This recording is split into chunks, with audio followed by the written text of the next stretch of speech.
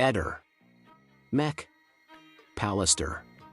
Tu hai i migliori sacchi neri di Trieste, tanto che la gente fa anche 3 chilometri pur di venire a comprare i tuoi. Ci racconti com'è andata con Liliana? Ma quella sera venivano spesse volte a cena da me e quella sera siccome mi ha visto questi sacchi che portavo fuori, se gli davo un sacco come quello e gliel'ho dato.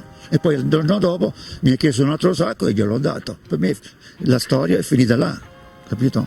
Però ti ha detto che Sebastiano non doveva sapere il fatto che lei comprasse questi sacchi neri. Quello sì, quello sì. E quel giorno, qualunque giorno fosse, di qualunque anno fosse, come ti è sembrata Liliana? Normale, non è che la conoscevo in fondo, fino in fondo, la conoscevo come cliente e basta. Ma come mai Liliana ha voluto proprio i tuoi sacchi neri? Forse erano gli unici di Trieste col logo Eder McAllister? Ma questi qua diciamo che sono tipo industriali, non li trovi. Queste sono, quelle là li trovi, sono bobine che si strappano, ma questi qua sono singoli e non li trovi in supermercato, sono tipo sacchi industriali, capito? Ci sono anche misure diverse dal supermercato. Poi passa un po' di tempo e Liliana viene trovata all'interno di sacchi neri. Dopo dico, ma forse ho pensato fra me e me che non sono quei sacchi là, i sacchi io li do io. E giustamente a quel punto tu fai presente questa cosa. No, anzi no, tu a quel punto non fai presente nessuna cosa. Perché? E ti ripeto, che si fermassero, si calmassero le acque, con calma, è quello che ho fatto. Se aspettavi che si calmassero le acque, non era il caso di andare a casa di Sebastiano Visintin il giorno dopo che la sua richiesta di una nuova analisi medico-legale era stata rifiutata. Ma solo perché l'ho fatto, soltanto perché c'era un cadavere, una signora che non c'è più, solo per quello. La signora non c'è più già da dicembre 21. Questo sì, questo è il mio sbaglio che non l'ho fatto subito, però soltanto ho aspettato che si calmassero le acque, invece ho fatto peggio. Ma lui non ha fatto altro che registrarmi e portarmi in questura per fare altro polverone. Guarda, si va avanti, sono 4 anni che io vado avanti in questo clima, capisci? E questo che è successo tra l'altra settimana che avevo udienza in tribunale, in queste querele che mi devo difendere. Ne hai collezionate tante? Sì, sono tantissime che non saprei neanche dirti quante, perché il mio avvocato adesso ne stiamo, ci sono 2, che una è stata giovedì, che il giudice ha detto che si riserva, un'altra è stata il venerdì, che è stata rinviata il 10 di maggio del prossimo anno. E mi è arrivato anche un qualcosa dalla procura che ci sono anche altre querele che comunque devono ancora essere visualizzate. Chi è che ti ama così tanto? La vicina di casa, Gabriela Micheli e Nasti Salvatore. E vabbè Sebastiano, pensiamo al futuro, abbi fede. Io porto sempre la fede, sempre. Liliana è sempre con me. A un certo punto chiama Buonocore. Cosa hai pensato? Ma io ti dico, mi sono trovato questa persona davanti che a un certo punto apro la porta e mi dice, ma sai chi sono? Io ho detto no, non so chi sei. Sono il pizzaiolo, questo mi ha raccontato. Ok, e sono qua, mi fa, perché devo dirti qualcosa di importante di Liliana. Cioè io veramente lì sono collassato, gelato il sangue. Avevo il telefono in mano perché stavo parlando con una giornalista e ho staccato la comunicazione, ho messo il registratore, mi sono messo il telefono, ho detto vediamo cosa mi dice questo signore, perché comunque sono veramente sconvolto. Chissà cosa mi deve dire. Siamo andati in cucina perché ho detto, eravamo sulla porta, ho detto andiamo in cucina, ci sediamo, così mi racconti piano piano. E ho messo il telefono lì, ho registrato, sono 5 minuti e qualcosa, delle cose che mi ha detto. Io parlando, guarda, con alcuni giornalisti che conosco, che sanno bene le cose, qua e là, che si sono interessati in maniera più profonda, mi hanno detto che la pizzeria Il Delfino è stata chiusa nel 19-20, adesso non so esattamente, comunque sono 6 anni. Perché poi questa pizzeria si è trasformata in osteria che conosciamo tutti, è l'ex Miss Italia, insomma, che tra l'altro ho avuto l'onore di fotografare quando è stata eletta Miss. Fingi di minimizzare l'evento, ma poi dici che da questo momento hai capito che di Liliana c'era qualcosa che non hai mai saputo, che solo lì c'erano sacchi neri perché a casa tua non ce n'erano. Io l'ho presa a mio titolo personale per eventualmente ascoltare con calma, magari assieme al mio avvocato, per cercare di capire quelle. Sui sacchi neri posso dirti che questo mi è anche stato detto da alcuni giornalisti, che i sacchi che coprivano il corpo di Liliana erano quelli a strappo, di quelli che si trovano al supermercato, non di questo tipo. Se tu ascolti la registrazione che io ho fatto a questa persona, dove lui dice eravamo nel tempo della pandemia. Io mi ricordo che la pandemia comunque, quando anche nel 22, nel 21 e 22 che io andavo nelle televisioni, dovevi fare il tampone, c'era sempre la mascherina, queste cose qua, eravamo sempre un pochino nella pandemia, perciò io non sapevo per quanto riguarda questi sacchi neri quando la cosa sarebbe stata fatta. Sono andato in questura la domenica, però era chiuso. Sono tornato il lunedì, ho aspettato lì una mezz'ora sotto, mi hanno detto attenda qua che chiamo l'ufficio della squadra mobile. Dopo mezz'ora è venuta giù un agente, mi hanno accompagnato su, mi hanno fatto sedere lì di fronte all'ufficio della mobile, io sono rimasto lì un'ora e mezza, ho chiesto alla gente, scusate, posso darti questa registrazione? Ancora non ho avuto ordini o autorizzazioni, poi dico te la faccio sentire, ha detto no. Chiamo l'avvocato, mi dice Sebastiano a questo punto ti prendi e vai via, e io sono andato via. La storia è sempre lì, è complessa, vediamo Liliana che esce di casa, porta la differenziata, dopodiché arriva, insomma è sempre questa storia che va avanti, e dopo ci sono 1000 teorie, guarda, ne sento ogni giorno, gli youtuber poi hanno ricamato sopra 1000 cose, i soldi, quello, i viaggi, cioè io non. Tra le tante voci che hanno girato, cosa ti ha dato più fastidio? Ecco, la mancanza di rispetto su Liliana. Io chiedo, se qualcuno ha da dire, lo dica alla procura, ai consulenti, non faccia questo bailame su cose di Liliana che non sa, che nessuno sa, neanche gli inquirenti. Perciò io chiedo, rispettiamo Liliana, per favore. È una persona che comunque io spero. Io ho lavorato 20 anni al Messaggero, ho seguito tantissimi casi di suicidio. Cioè, io posso assicurarti che nessuno dei familiari, di quelli, hanno mai capito perché i figli o le mogli si siano suicidati. Nessuno lo sa. Io non posso sapere perché Liliana. Non è strano che però questo lo pensi solo tu? Attenzione, guardi, mi faccia rispondere e dopo mi dica quello che vuole lei. Allora, per quanto riguarda i primi giorni, cioè io avevo la questura avanti e indietro a casa, quello o quell'altro, mi dicevano Sebastiano, non farti illusioni, Liliana si è suicidata, ha lasciato a casa i telefoni, questo, quest'altro, e lei si è suicidata. Costantinides, il dottor Costantinides cosa dice? Che Liliana si è suicidata. Perciò io cosa posso pensare?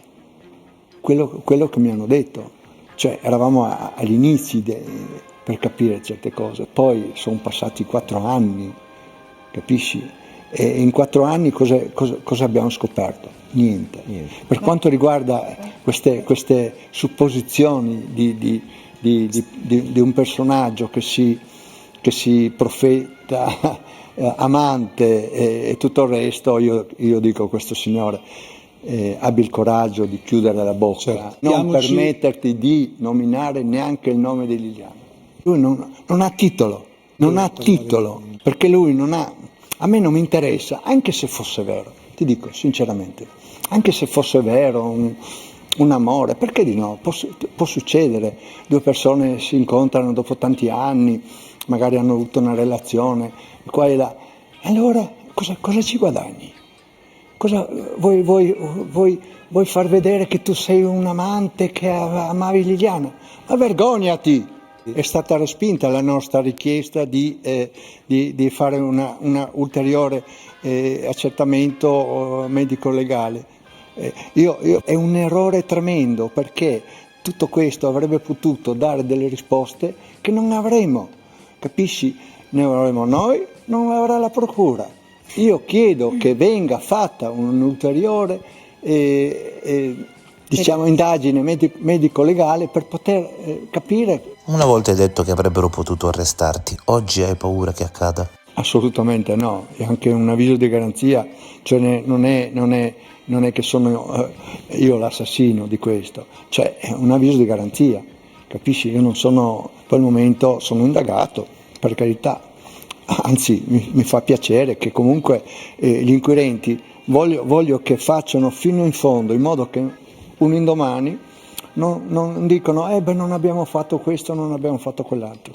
Vedi Garlasco, io non ho paura di niente, l'unica mia paura è che purtroppo forse non avremo mai delle risposte, questo mi fa molto male. Tu e Liliana avete percorso 8.000 km insieme, ma come li hai misurati? In bicicletta, 32 anni. Abbiamo fatto cross, moto, andavamo per i boschi, in bicicletta, a piedi, ma tutto. Abbiamo girato l'Italia, la Croazia, in Grecia, in Austria, in Francia, in Svizzera, siamo andati dappertutto. Nel giallo di Liliana Resinovic, la nuova comparsa in scena è l'ex ristoratore Alfonso Buonocore, che sostiene di aver consegnato a Liliana 2 sacchi neri della spazzatura qualche tempo prima della scomparsa. La sua voce entra nel caso attraverso una registrazione fatta in casa di Sebastiano Visintin, unico indagato per l'omicidio di Liliana. Il problema è che più si entra nel dettaglio di quella storia, più i tasselli iniziano a stridere. L'impressione generale, già emersa da diverse ricostruzioni giornalistiche, è che il racconto sui sacchi neri non regga la prova di coerenza. E se si va ad ascoltare l'audio e a confrontarlo con i documenti medico-legali e con la cronologia dei fatti, i dubbi diventano una voragine. Secondo quanto riferito dallo stesso Buonocore, il presunto episodio avverrebbe in pieno periodo Covid. Lui ricorda vagamente un novembre tra il 2019 e il 2020, davanti al suo ex locale in via Nordio. Racconta che Liliana lo avrebbe fermato per chiedergli un sacco nero come quello che stava buttando, che lui sarebbe andato in magazzino a prenderglielo e che il giorno dopo lei sarebbe tornata per chiederne un secondo. A quel punto Liliana, sempre nella versione del ristoratore, gli avrebbe dato 50 centesimi, con la raccomandazione di non dire nulla a nessuno, nemmeno al marito. La scena è ricostruita con molti dettagli teatrali. Il freddo di fine novembre, lui che la invita a entrare per un caffè, i 50 centesimi per 2 sacchi di plastica, il richiamo all'amicizia con Sebastiano per metterli in conto e il rifiuto di Liliana, che avrebbe quasi implorato il silenzio. Ma la stessa precisione descrittiva si scontra con una memoria estremamente vaga sull'anno e con una tempistica che non funziona con la realtà dei fatti. La prima grande crepa è temporale. Buonocore colloca l'episodio in un generico periodo Covid, tra novembre 2019 o novembre 2020. Nel novembre 2019 in Italia non c'era ancora nessun lockdown e la pandemia non era affatto nel vivo. Nel novembre 2020, secondo quanto risulta da ricostruzioni sulla sua attività, la pizzeria di Buonocore risulta già chiusa da mesi. Quindi o il ristoratore sbaglia in modo grossolano il periodo, oppure sta cercando di agganciare la memoria a un'etichetta generica quando c'era il Covid, che però non coincide con lo stato reale del locale. Questa incongruenza non è un dettaglio secondario. Se non si riesce a collocare in modo credibile l'episodio nella cronologia della vita di Liliana, l'intera costruzione perde forza, perché i sacchi che lui dice di averle dato dovrebbero in qualche modo cadere dentro la finestra temporale che porta alla sua morte, avvenuta nel gennaio 2022. C'è poi il capitolo delle caratteristiche dei sacchi. Buonocore afferma che quelli da lui forniti a Liliana erano sacchi particolari, spessi, non i classici sacchi da supermercato venduti in rotoli pretagliati, ma forniture da ristorante vendute in pacchi grandi, piegati in 4. Una tipologia ben precisa che lui sostiene di acquistare da una ditta di zona e di avere ancora oggi in magazzino, teoricamente dallo stesso lotto di quelli consegnati a Liliana, pur ammettendo di non poter essere sicuro al 100% che siano identici. Peccato che, quando si vanno a guardare le immagini e le descrizioni dei sacchi che avvolgevano il corpo di Liliana, emerga un quadro diverso. I sacchi appaiono proprio del tipo più comune, con la zigrinatura tipica degli strappi da rotolo e non della fornitura da ristorante descritta da Buonocore. In più, i sacchi sul corpo sono 2 e risultano di dimensioni diverse. Anche il colore non combacia pienamente con il racconto del ristoratore, che insiste sui sacchi neri, mentre le descrizioni tecniche richiamano un abbinamento di sacchi di colore e dimensioni non perfettamente identici.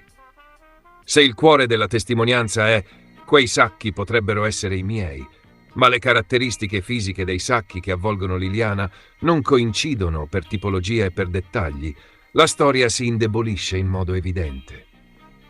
Altro punto da sottolineare è la dinamica dell'incontro a casa Visintin e della registrazione. Secondo quanto riferito da Sebastiano, lui avrebbe avuto il telefono già in mano perché stava parlando con un'altra persona. Quando Buonocore gli dice che deve parlargli di sua moglie o che deve raccontargli qualcosa di importante, lui avrebbe chiuso la chiamata e attivato il registratore sul cellulare, iniziando a registrare la conversazione. Il punto critico è che l'audio, per come viene descritto e commentato, dà la sensazione che la chiacchierata tra i due non inizi esattamente con quella frase, ma che ci sia un minimo di pregresso non registrato o non diffuso.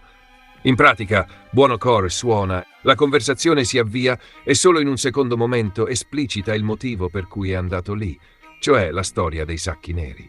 Se la spiegazione ufficiale è che Sebastiano avrebbe iniziato a registrare non appena ha capito che si parlava di Liliana, rimane la domanda sul perché proprio in quel punto e non sin dal primo contatto alla porta. Il risultato è un audio che parte quando la conversazione è già calda, con il ristoratore che entra quasi subito nel vivo del racconto. Questo taglio temporale rende meno trasparente il contesto in cui la rivelazione viene fatta e alimenta dubbi su quanto la scena sia spontanea e quanto possa essere stata sollecitata, guidata o almeno preparata mentalmente da Buonocore.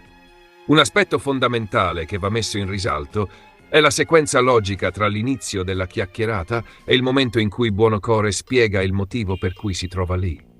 Dall'audio emerge che quando la registrazione parte, i due stanno già dialogando. Solo dopo, a distanza di alcune battute, è lo stesso Buonocore a esplicitare perché è andato da Sebastiano, cioè per raccontargli della storia dei sacchi. Questo significa che nel momento esatto in cui parte l'audio, chi ascolta non ha ancora chiaro il contesto, mentre Sebastiano sì, perché è in casa dall'inizio della scena. La domanda è immediata. Se Sebastiano inizia a registrare prima che Buonocore dica apertamente «sono venuto qui per raccontarti dei sacchi», vuol dire che sapeva già che stava per ricevere quella confidenza o comunque che riteneva già sensibile la conversazione. In caso contrario, perché mai uno dovrebbe premere REC, prima ancora di capire il motivo della visita? Questa sequenza è uno dei punti più delicati. La conversazione viene registrata quando il motivo della visita non è ancora stato detto, ma è chiaro almeno per chi è in scena. È un dettaglio che apre scenari sulla preparazione dell'incontro e sulla consapevolezza di entrambe le parti. Nell'audio emerge poi un altro dettaglio clamoroso. Chi conosce la vicenda ha notato che a un certo punto Buonocore pronuncia Adriano ed Enzo, come se stesse elencando 2 uomini, mentre la persona reale a cui dovrebbe riferirsi è una donna di nome Adriana. Scambiare un nome femminile con un maschile non è come dire Marco invece di Mario. Qui non si tratta solo di una sillaba in più o in meno, ma di cambiare completamente genere alla persona. È un errore che somiglia poco al classico lapsus della memoria e molto di più alla ripetizione mal riuscita di una lezioncina imparata a memoria. Nella conversazione, il modo in cui vengono richiamati questi nomi dà l'idea di una formula ripetuta. La cadenza con cui Buonocore parla fa pensare a qualcuno che sta ripetendo una storia interiorizzata per come gli è stata raccontata, più che un ricordo spontaneo vissuto in prima persona. Il fatto che trasformi Adriana in Adriano rafforza la sensazione che non stia pescando dal proprio vissuto, ma da una narrazione ricevuta e riformulata in modo impreciso. In un racconto che pretende di aggiungere un tassello decisivo a un caso di omicidio, una confusione così grossa sul nome di una persona chiave è un campanello d'allarme enorme. Un altro aspetto che non convince è la gestione della presunta segretezza. Secondo Buonocore, Liliana gli avrebbe chiesto espressamente di non parlare a nessuno dei Sacchi, nemmeno al marito. La versione insiste proprio sul fatto che Liliana lo avrebbe pregato di non far sapere a Sebastiano nulla di quella richiesta. Eppure, dopo oltre 4 anni di silenzio, appena l'ex ristoratore decide di parlare non va in questura, non va in procura, non contatta il legale della famiglia di Liliana, va direttamente da Sebastiano. È un ribaltamento totale della logica interna al racconto. Per anni Buonocore dice di essersi taciuto tutto perché un amico carabiniere gli avrebbe consigliato di farsi i fatti suoi e di stare fuori da questa storia. Poi, quando guarda la televisione e si rende conto che il caso non è chiuso, sceglie di presentarsi proprio a casa dell'uomo che Liliana, nella sua versione, non voleva fosse informato della vicenda dei Sacchi. Se la motivazione è il senso civico e la volontà di aiutare la verità, il canale naturale sarebbero gli inquirenti.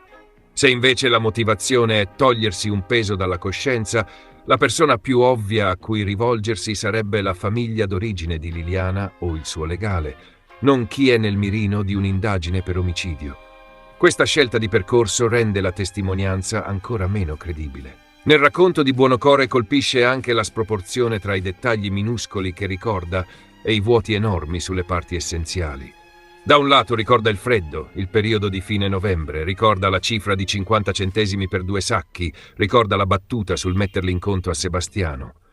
Dall'altro non ricorda con certezza l'anno, colloca il fatto in un generico periodo Covid, che non coincide con la cronologia di apertura e chiusura del suo locale e non collega in modo plausibile i sacchi speciali da ristorante alla tipologia dei sacchi effettivamente ritrovati sul corpo di Liliana.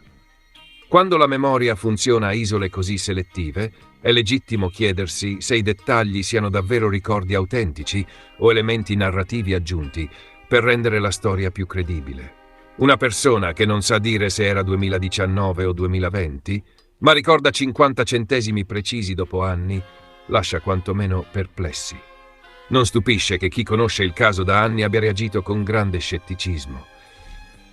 Il fratello di Liliana ha definito questa ennesima testimonianza strana e ha ricordato come spesso nuovi personaggi spuntino fuori proprio nei momenti in cui le indagini avanzano su fronti potenzialmente scomodi per l'ex compagno. Il legale di Sergio Resinovic ha ribadito che il nodo vero non sono i sacchi, privi di impronte riconducibili a Liliana, ma il cordino, rimasto un reperto cruciale e mai spiegato in modo convincente. Un modo per dire che la vicenda del ristoratore rischia di essere un diversivo che distoglie l'attenzione dal cuore delle criticità sul piano tecnico e investigativo. Claudio Sterpin ha parlato apertamente di mascherata e bufala nella bufala, ponendo una domanda che riassume bene il senso dell'incredulità generale.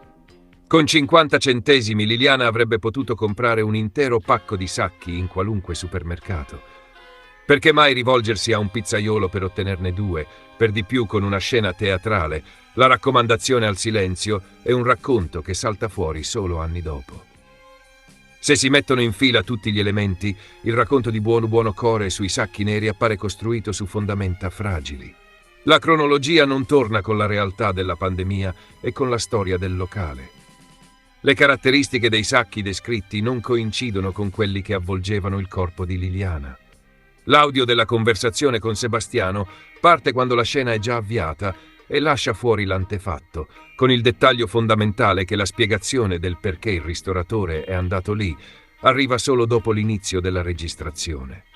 Il lapsus, Adriano ed Enzo, Al posto di Adriana somiglia più a un copione imparato male che a un ricordo genuino. La dinamica della segretezza, prima assoluta, poi infranta, andando proprio dall'uomo che doveva restare all'oscuro, è logicamente contraddittoria. La memoria selettiva, che trattiene i dettagli più teatrali ma non i dati fondamentali, indebolisce ulteriormente la credibilità complessiva. In un caso giudiziario già segnato da anni di incertezze, perizie contestate e testimoni spuntati fuori a ondate, la storia dei sacchi neri di Buonocore sembra aggiungere più nebbia che luce e rafforza l'idea che, più che inseguire l'ennesimo racconto tardivo, serva tornare ai reperti solidi e alle domande rimaste davvero senza risposta. Ehi, non dimenticare di iscriverti a questo canale.